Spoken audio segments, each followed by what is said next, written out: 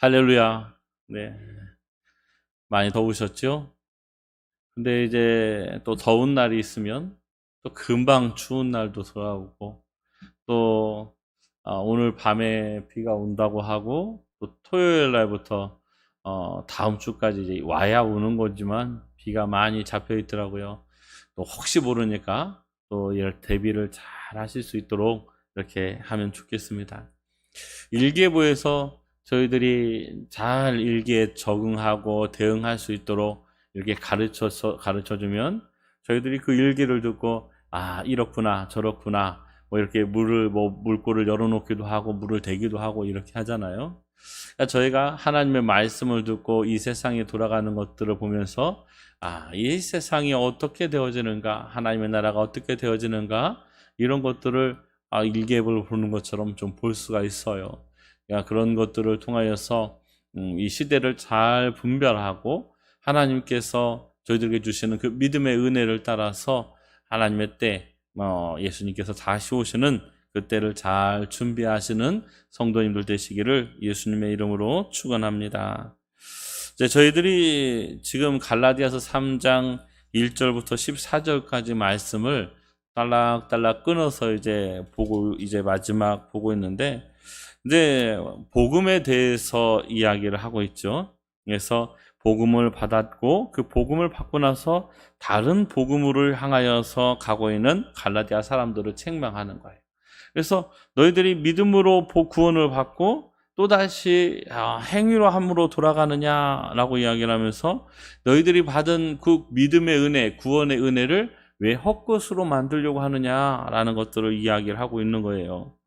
그래서 오늘 10절 말씀부터는 무릇 율법 행위에 속한 자들은 저주 아래에 있다라고 이야기하고 있는데, 이 율법을 의지하는 사람들, 율법의 행위에 속한 자들이라고 이야기하는 것이 율법을 의지하는 자들이라고 이렇게 해석을 할 수가 있습니다.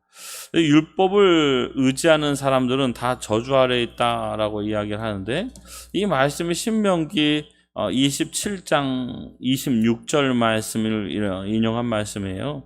제가 말씀을 읽어드리면, 이 율법의 말씀을 실행하지 아니하는 자는 저주를 받을 것이라 할 것이요 모든 백성은 아멘 할지니라 라고 기록을 하고 있어요. 그래서 이 27절 말씀에 이제 율법에 대해서 이야기를 하고 있고, 율법의 마지막에 신명기에서 27장 26절에 율법의 말씀을 다 지켜라, 지키지 않는 자는 저주를 받을 것이다 라고 이야기를 하고 있는 것이죠. 그러면서 백성들은 아멘 할지어라 라고 얘기하는데, 그렇게 될 줄로 믿습니다, 그렇게 될 것입니다 라는 것이죠. 율법을 다 지키지 않는 사람은 어디 아래에 있다고요? 율법을 지키지 않는 사람은 저주 아래에 있다라고 이야기를 하고 있는 거예요. 그러니까 율법을 지켜서 의롭게 되려고 하는 사람들, 율법을 지키지 못하면 그 사람은 저주 아래에 속한 사람이다라는 거죠. 그러니까 율법을 붙들고 율법을 의지하면서 나가는 사람들, 다시 이야기하면 행위로서 어떤 삶의 행위의 열매로서 구원을 받으려고 한다라고 이야기하는 것들, 그렇게 구원을 받으려고 하는 사람들은 다 율법의 저주 아래 있다라는 것이죠. 그래서 성경에 기록되어져 있다라는 거예요. 성경에 다 율법을 지키지 않는 사람은 저주 아래 있다라고 이야기해요. 그래서 율법을 통하여서는 하나님 앞에 의롭다함을 얻지 못한다라고 11절에 이야기를 하는 겁니다. 그러니까 율법 아래 속한 사람들은 율법 때문에 죽고, 율법 아래에 있는 사람들은 율법의 행위를 지키지 못함을 통하여서 저주 아래에 있다라고 이야기를 하는 것입니다. 그러면서 하나님 앞에서 의인은 믿음으로 말미암아 살 것이다 라고 이야기하는 호세아서 2장의 말씀을 인용해서 계속 이야기를 하고 있는 것이죠. 제가 이제 이 설계 구원에 대해서 설교를 하면서 이제 이야기를 했어요. 제가 이제 에덴 동산에 대해서 이야기를 했죠. 에덴 동산에는 여러 가지 다 누리며 살 수 있는 것이 있지만, 그 에덴 동산 중앙에 무엇이 있다고 말씀드렸었죠? 성경에 생명나무와 선악을 알게 하는 나무 열매가 있어요. 선악을 알게 하는 나무와 생명나무가 있는데 선악을 알게 하는 나무의 열매를 따먹음을 통하여서 인간은 죄 가운데 들어갔다라고 이야기하죠. 하나님과의 언약의 관계가 깨져서, 하나님과의 약속의 관계가 깨져서 이 죄라는 것이 인간 속에 들어왔고, 그 죄로 말미암아서 인간이 죽음의 사망에 이르렀다라고 이야기를 하고 있는 거예요. 그러면 선악의 열매를 따먹지 않았다라면 어떻게 됐을까요?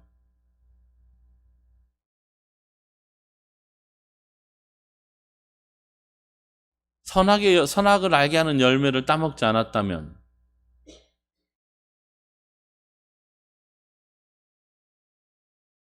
네.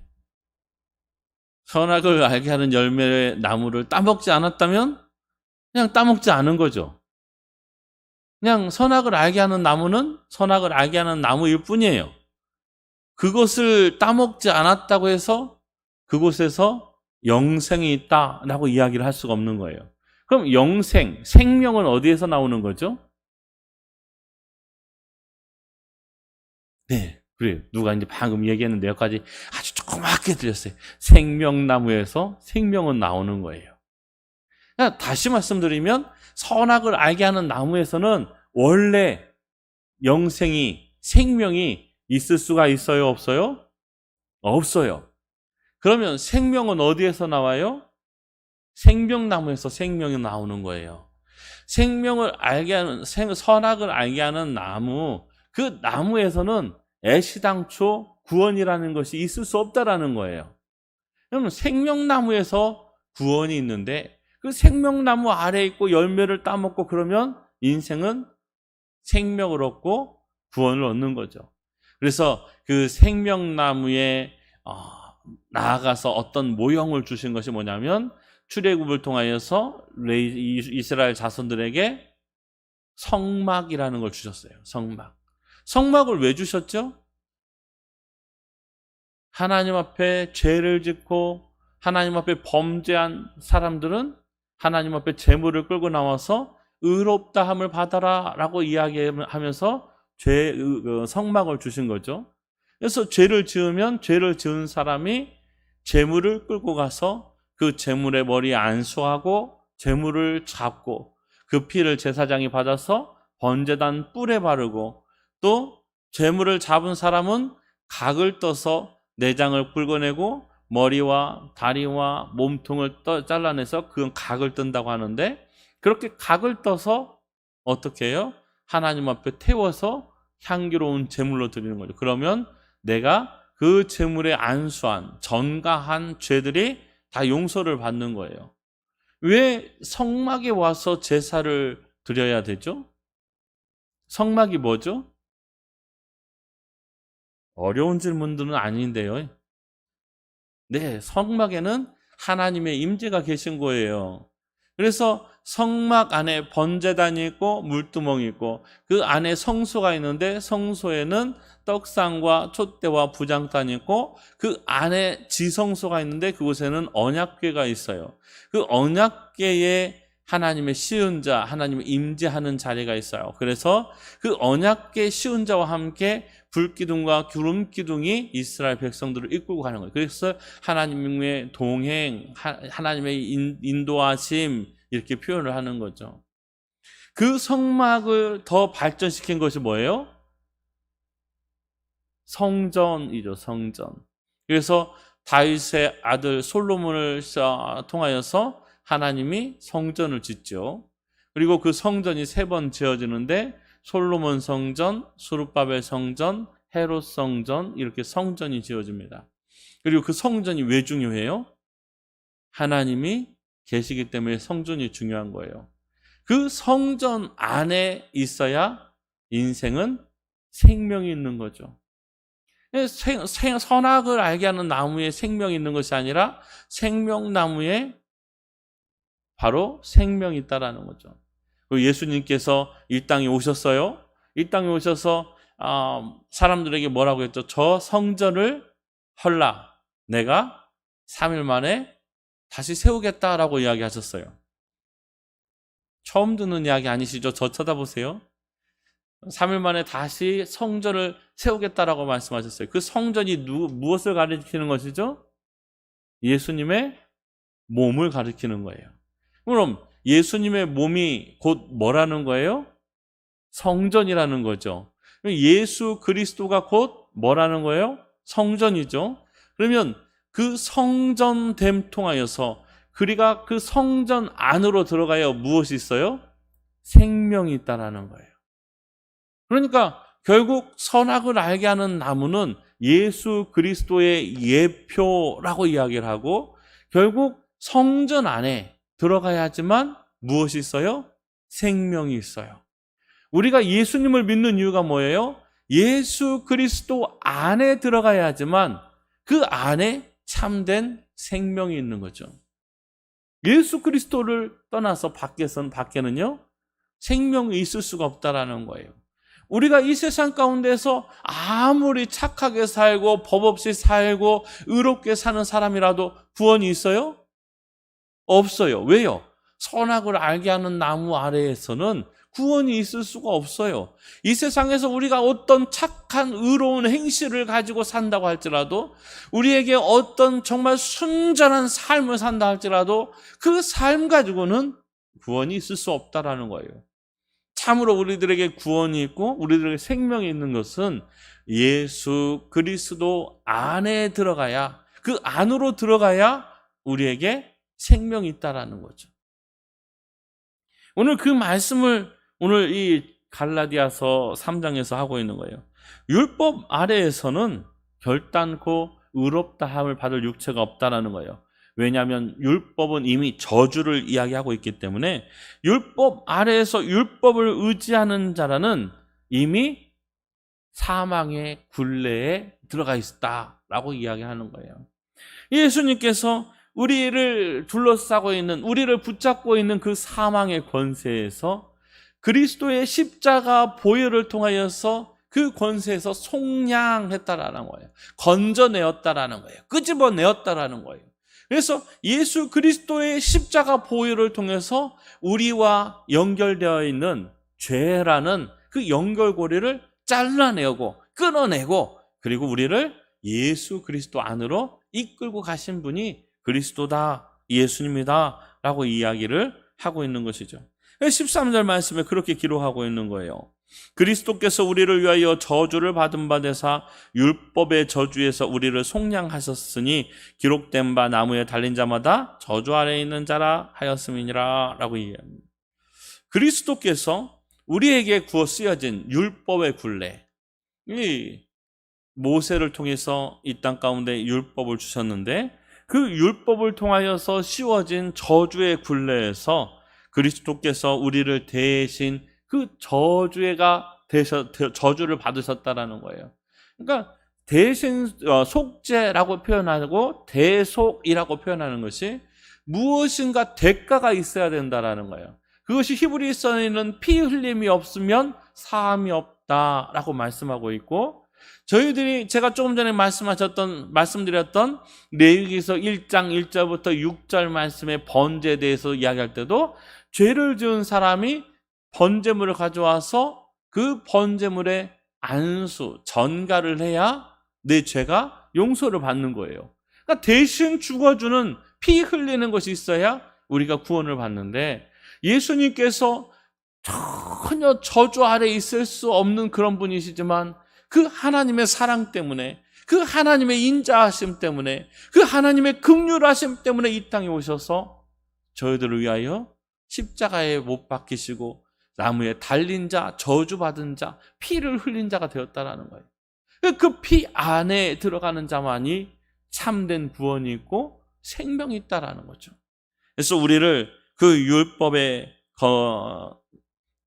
율법의 족쇄에서 저희들을 꺼내주시고 대신 예수님께서 저희들 위해 저주를 받으셨다라는 것이죠.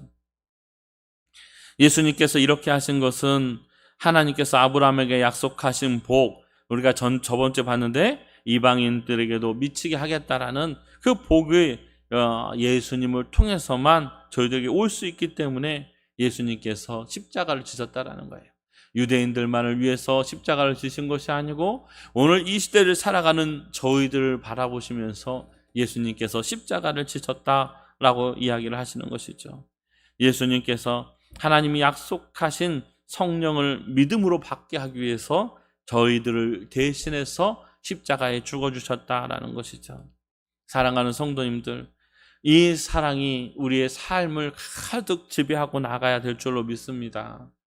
참으로 우리를 위해서 죽으신 그 예수님의 그 십자가의 사랑이 어떤 한순간에 이루어진 것이 아니라 하나님께서는 이미 창세 전에 우리를 계획하시고 우리를 준비하시고 우리를 위해 구원의 계획을 세우시고 에덴 동산에 선악을 알게 하는 나무와 생명나무를 통하여서 하나님께서 우리들에게는 생명나무를 통해서 구원을 받을 수 있고 오직 예수 그리스도를 통해서만 우리가 구원을 받을 수 있다라는 그 사실을 성경을 통해서 이미 가르쳐주고 계시고 하나님께서 얼마나 우리를 사랑하시고 우리가 이 자리에 앉아 있을 수 있는 것이 얼마나 큰 하나님의 사랑인가를 성경이 가르쳐주고 있다라는 것이죠. 그 사랑을 감히 잊지 않으시기 바랍니다. 아무리 더위가 쫓아오고 아무리 환란이 쫓아오고 아무리 어려움이 쫓아오더라도 저희들은 그 사랑 가운데서 흔들리지 않는 믿음이 있어야 될 줄로 믿습니다. 남은 한 주간도 살아내실 때 이 예수님의 사랑, 예수님의 은혜, 그 사랑을 붙들고 한 주간 승리하시는 사랑하는 성도님들 되시기를 예수님의 이름으로 축원합니다. 율법을 의지하면 사망이요, 또 예수님을 의지하면 우리들에게는 생명이 있다라고 이야기한 것이죠. 이사야서 53장 6절 말씀에 우리는 다 양 같아서 그릇 행하여 각기 제 길로 갔거늘 여호와께서는 우리 모두의 죄악을 그에게 담당시키셨도다 라고 이야기합니다. 우리는 전부 다 양 같아서 각자 자기 길이 옳다고 자기의 삶이 옳다고 자기의 생각이 옳다고 자기의 행위가 옳다고 자꾸만 하나님 앞에서 벗어납니다. 그러나 우리의 행위로 우리의 생각으로 받을 수 없는 그 구원을 하나님의 사랑을 통하여서 그리스도를 통하여서 받았다라는 그 사실을 가슴속 깊이 묵상하는 한 주간 되시기를 예수님의 이름으로 축복합니다.